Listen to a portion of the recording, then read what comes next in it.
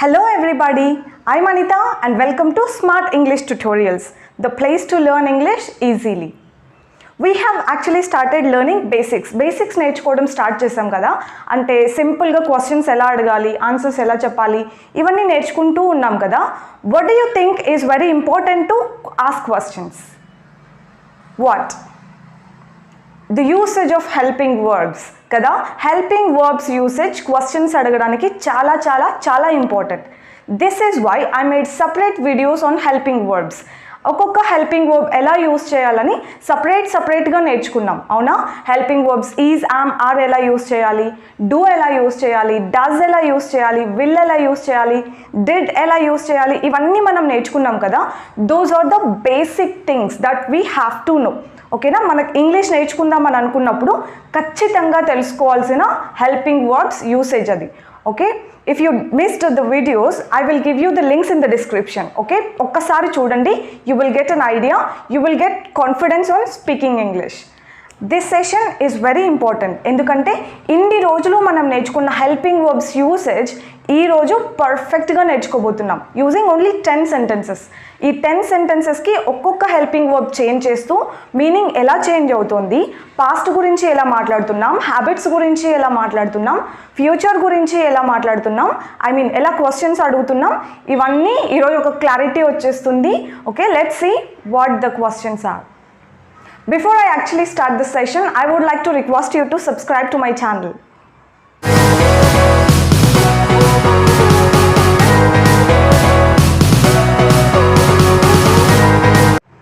So here are the questions that I told you about. ఈ ఒక్క session జాగ్రత్తగా విన్నారంటే గనక, ఈ 10 క్వశ్చన్స్ చాలా జాగ్రత్తగా అర్థం చేసుకున్నారంటే గనక, you will be able to form 200 you will be able to form number of sentences. Yes, seriously, ఈ ఒక్క 10 క్వశ్చన్స్ ఎలా వాడాలో అర్థమైతే 100 కాదు, 200 కాదు, నంబర్ ఆఫ్ సెంటెన్సెస్ మీ అంతటి మీరే ఫామ్ చేయగలుగుతారు. Okay, so the first question we have here is, do you come here అంటే ఏంటి? హెల్పింగ్ వర్బ్ డూని ఎప్పుడు యూస్ చేస్తాం? ఎదుటి వాళ్ళ హ్యాబిట్స్ గురించి తెలుసుకోవడం కోసం, వాళ్ళు రోజు చేసే పనుల గురించి తెలుసుకోవడం కోసం కదా, క్వశ్చన్స్ అడగడానికి డూ యూస్ చేస్తాం. డూ యూ కమ్ హియర్ అంటే నువ్వు వస్తూ ఉంటావా ఇక్కడికి అని, not about a single day. ఇది బాగా అబ్జర్వ్ చేయాలి. Okay, do you come here అంటే వస్తూ ఉంటావా, ఒక్క రోజు కాదు, 2 రోజులు కాదు, మామూలుగా వస్తూ ఉంటావా అని అర్థం. Okay, do you drink coffee అంటే చూడండి, ఇది అలవాటు గురించి అడిగినట్టు, నువ్వు కాఫీ తాగుతావా అని. Do they fight with you, వాళ్ళు నీతో గొడవ పడతారా, గొడవ పడుతూ ఉన్నారా, గొడవ పడ్డారా అని అడగట్లేదు కదా, గొడవ పడుతుంటారా, మామూలుగా ఎప్పుడైనా గొడవ పడుతుంటారా అని అర్థం అనమాట. మీరు మీ ఊరికి వెళ్తుంటారా నేటివ్ ప్లేస్కి అని అడగాలంటే do you go to your native place అని అడుగుతాం. మీరు ఫెస్టివల్స్కి బట్టలు కొంటూ ఉంటారా, do you buy clothes for festivals. మీరు మ్యాంగోస్ తింటారా అంటే అలవాటు ఉందా అని కదా, డూ యూ ఈట్ మ్యాంగోస్. ఆ ల్యాప్టాప్ని యూస్ చేస్తావా నువ్వు, do you use the laptop. నువ్వు టీవీలో ప్రోగ్రామ్స్ అవి చూస్తూ ఉంటావా, do you watch programmes on TV. వాళ్ళు వెజిటబుల్స్ అమ్ముతారా, డూ దే సెల్ వెజిటబుల్స్. వాళ్ళు బాగా వండుతారా, do they cook well. See, మనం హెల్పింగ్ వర్బ్ డూని do you and do they కదా, ఈ 2 ప్రొనౌన్స్ తోటే most of the times use చేస్తున్నాం. డూ యూ, డూ దే అన్న ప్రొనౌన్స్ యూస్ చేస్తూ వాళ్ళు రోజు చేసే పనుల గురించి తెలుసుకోవడం కోసం మనం ఈ హెల్పింగ్ వర్బ్ డూని యూస్ చేస్తున్నాం. దీన్నే మనం ఇక్కడ డిడ్ పెట్టి చూడండి, డూ ప్లేస్లో డిడ్ పెడితే మీనింగ్ ఎలా చేంజ్ అవుతుంది. మనం డిడ్ని ఎందుకు యూస్ చేస్తాం? పాస్ట్ గురించి క్వశ్చన్స్ అడగడానికి కదా. Did you come here, did use చేస్తే మీనింగ్ ఎలా వచ్చింది? డిడ్ యూ కమ్ హియర్ అంటే ఇక్కడికి వచ్చావా, డూ యూ కమ్ హియర్ అంటే ఇక్కడికి వస్తూ ఉంటావా. సి, జస్ట్ మనం హెల్పింగ్ వర్బ్ చేంజ్ చేస్తున్నాం, సెంటెన్స్ పాస్ట్ గురించి క్వశ్చన్ అడిగినట్టు అయిపోతుంది కదా.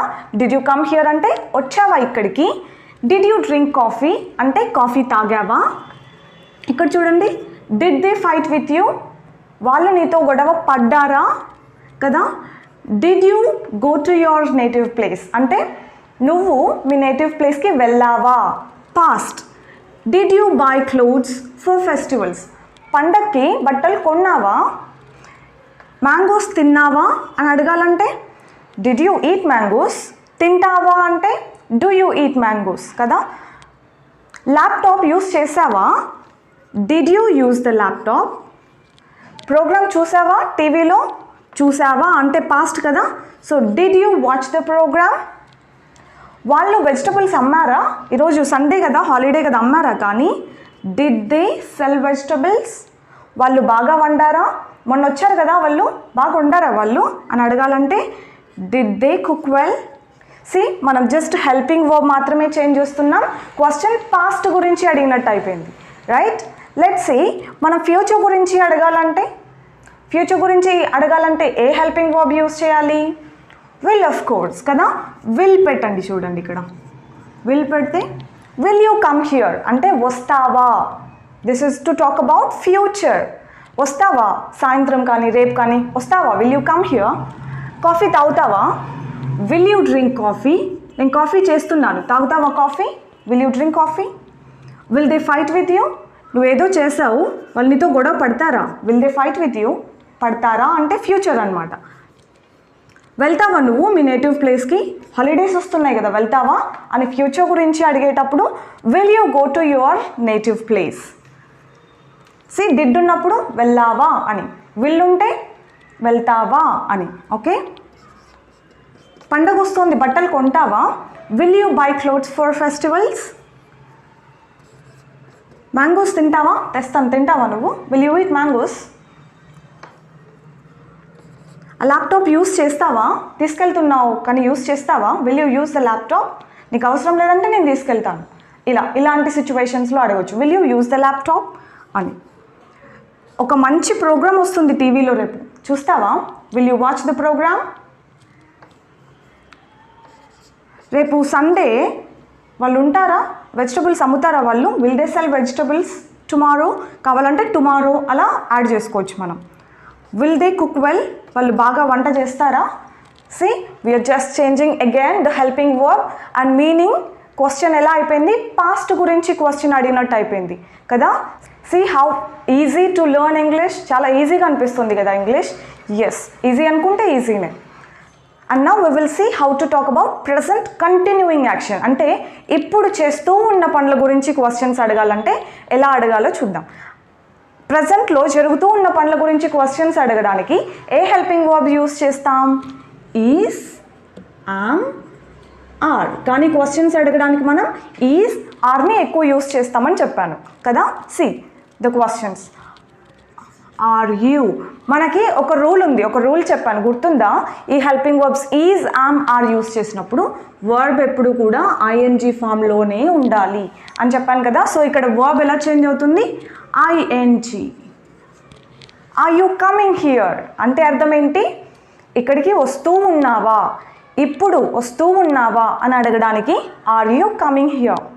C do you come here అంటే వస్తావా, డిడ్ యూ కమ్ హియర్ అంటే వచ్చావా, విల్ యూ కమ్ హియర్ అంటే రేపు కానీ ఎల్లుండి కానీ వస్తావా, ఆర్ యూ కమింగ్ హియర్ అంటే ఇప్పుడు వస్తూ ఉన్నావా అని అర్థం. Okay. Are you drinking coffee, coffee తాగుతూ ఉన్నావా. Are they fighting with you, వాళ్ళు నీతో గొడవ పడుతున్నారా, are they fighting with you అని అడగాలి. Are you going to your native place, వెళ్తూ ఉన్నావా అంటే బయలుదేరాం, వెళ్తూ ఉన్నావా అని అర్థం. Are you buying clothes for the festival, పండక్కి బట్టలు కొంటూ ఉన్నావా. ఎప్పుడంటాం ఇది, షాప్లో వాళ్ళు కొంటూ ఉన్నారు అప్పుడు అడగొచ్చు are you buying clothes for festivals, పండక్కి కొంటున్నావా బట్టలు అని. Are you eating mangoes, mangoes తింటూ ఉన్నావా. Are you using the laptop, ఆ ల్యాప్టాప్ యూస్ చేస్తున్నావా నువ్వు, యూస్ చేస్తూ ఉన్నావా. ఎప్పటి గురించి, ఇప్పుడు వాళ్ళు యూస్ చేస్తూ ఉంటే అడగాల్సిన క్వశ్చన్ ఇది. Are you watching programmes on TV, ఇప్పుడు టీవీలో ప్రోగ్రామ్ చూస్తూ ఉన్నావా అని అర్థం. ఆర్ దే సెల్లింగ్ వెజిటబుల్స్ అంటే వాళ్ళు వెజిటబుల్స్ అమ్ముతూ ఉన్నారా, వెళ్ళి బయటకు వెళ్ళి చూడు అమ్ముతూ ఉన్నారా వాళ్ళు అని, ఇప్పుడు జరుగుతూ ఉన్న వాటి గురించి question. Are they cooking well, వాళ్ళు బాగా వంట చేస్తూ ఉన్నారా అని అర్థం.